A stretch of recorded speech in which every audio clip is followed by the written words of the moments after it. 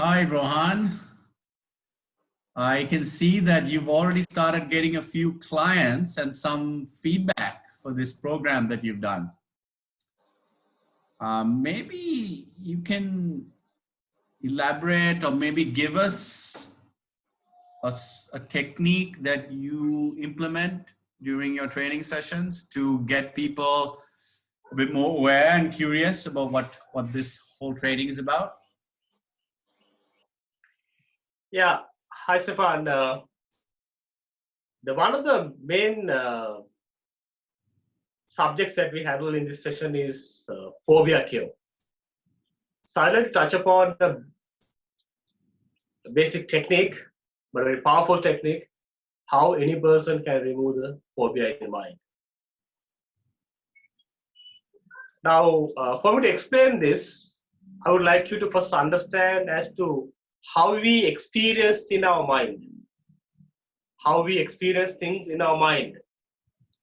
Let's say, just imagine that you are cutting an apple. So you're cutting an apple and then mistakenly you cut one of your fingers and it is bleeding. How do you feel? I'll be running to the hospital. I'll be in a lot of pain. Lot of pain. So you really get the feeling or the real pain of it because it happened to you. Yes? Yeah. So imagine this happened, you hear this has happened to one of your neighbors. Same incident. Injured, cut one of the fingers and bleeding. How do you feel the pain now? Sorry, is my finger still cut or? No, you're fine. Nothing happened to you. Okay, Nothing so happened I to you. hear my neighbor shouting. I'll be curious to see what has happened. But the pain, the pain that you feel inside is lower or higher compared to the pain that you experienced? Well, I wouldn't feel her pain, right? I wouldn't have no idea, so I'd have no pain. But you get some idea about the pain. You get like, okay, my gosh, she must be a lot of pain. You have some concern about the person. I went over and I saw her finger, which was cut and hanging and bleeding. I would feel some of her energy and pain that once I get Right. But if you compare it with you, still the pain is low. Yes, insignificant. Right. Yeah. Great. Right. So just imagine that you hear somebody in some other country. You hear it in news, or you just somebody saying somebody in US or some other country have been trying to cut an apple and then cut the fingers. Same scenario. Then and you see that in TV. Let's say, how do you see that pain? How do you feel that pain? I guess because it's on the TV, compared to probably less than seeing it live. Yes. Right. Good. Very good. So the point I'm making here is we get the pain when it happens to us the most. But when it happens to somebody else, yes, we don't get that similar pain. It is less or low. Right? So when it comes to phobias, now there are common subjects that we commonly talk about. One is the public speaking phobia. The phobia of going to stage and making speech. So if I want to help somebody to handle that phobia, I can tell a simple technique what he or she can apply and to reduce that phobia to a significant level.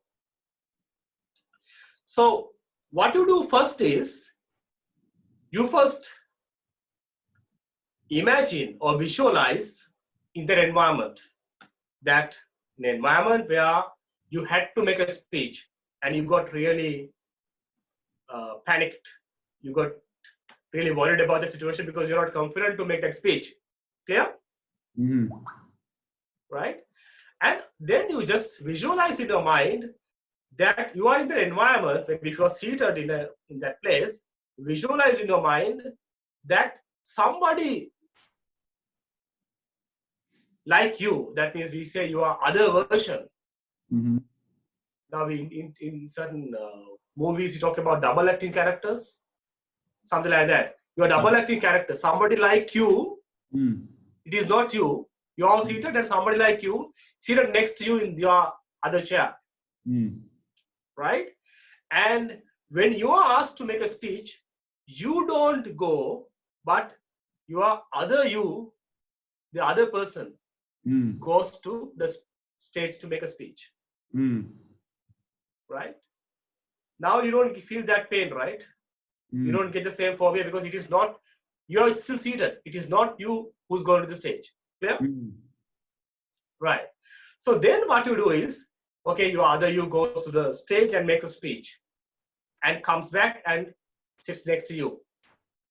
It is not a great speech. You see some areas that he has to improve in that speech. So what you do is, you just advise your other person, the other you who's sitting next to you, how to make a better speech. There's no reason that you should be worried about making speech. Anybody can do that, right? I mean, just because even if you lose, if you feel there's nothing to lose in this process, it's all about learning, right? And tell him like you have all the skills to make a speech. Just empower him. Just tell him like even a kid, even a kindergarten boy or girl can go and make a speech if he's being asked to. So you should not worry about it. You have all the knowledge to make a good speech. You have the experience. Just get the confidence, and with that, go and make a speech. So after you counsel him or her, after some time you just see that he gets better confidence. And now visualize that person, that is your other you, going to the stage and making the speech. And this speech, after the counseling, after advising him as to how to do a better speech, he comes up with a great speech. And the entire audience is very impressed. They are applauding and he gets a very good recognition and appreciation from the audience. And he comes back and sits next to you. Clear? But still you are seated. So there is nothing to worry. It's not you who went to the stage. So afterwards, what you do is, you just visualize in your mind that your other you and you become one person. Clear? The other you who is seated next to you, who went and did a speech in the stage, and the original, the real you becomes one person. Maybe the other you gets into your body. You both become one person, right? And also, now with that you get better confidence that you also have the ability to go and do a better speech. Also, before you step off to the stage, you need to remember some of your achievements. Just imagine one of your victories in life. Maybe a sports victory, maybe an exam, maybe somebody saying that you are a great person, that you have all these skills, and visualize that one of those moments somebody was appreciating you and saying that you are a great guy, you can do this. So with that, once you get that confidence into your mind, with that, now you visualize in your mind that you are going to the stage and you are doing a speech. And this speech becomes one of the best speeches that you have ever made in your life. So much of applaud from the audience, and people recognize it, and it becomes the best speech that you have ever made in your life. And you come back and sit. Now, once you do this process psychologically, or in your visualizing this in your mind, what happens is your phobia level comes down drastically. So what you can do, if you happen to do a speech next time in a stage, you can do this visualization process before you really go into the stage and practice this in your mind.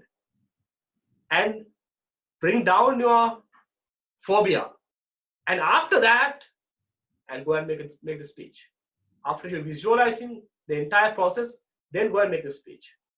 I have tested in my life personally. And I have been teaching this to many others. And I have seen them becoming successful with even this shorter technique. So I'm really have a lot of confidence that even anybody can try this technique to help him or her to bring down the phobia. This is just a one technique that I'm talking about in this Reset Your Mind program, Stefan. Any questions? Yeah, I like the process. And you obviously taken the time to explain it in detail. I guess it's a lot to do with talking yourself up and getting more confident with yourself. Is it possible to, over time, shorten the amount of time that you need to be able to reprogram your mindset? Because a lot of people, exactly. But you get hit with something hard, you won't have time to be visualizing back forth, right? Is it something that you need to practice and over time reset your mind, or is it something that needs to be dragged out and thought about like a long meditation? Not really. Now, it took some time. This is because I was taking you through the entire process. But after you are familiar with the process, you can do it in a matter of a second. Okay. Right? You can just quickly visualize that.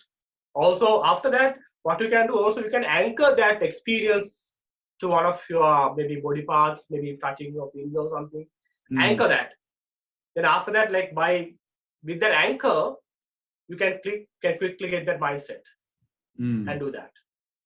Okay. Right. That's great. Thanks, Rohan. I really appreciate that. Welcome. Thank you, Stefan.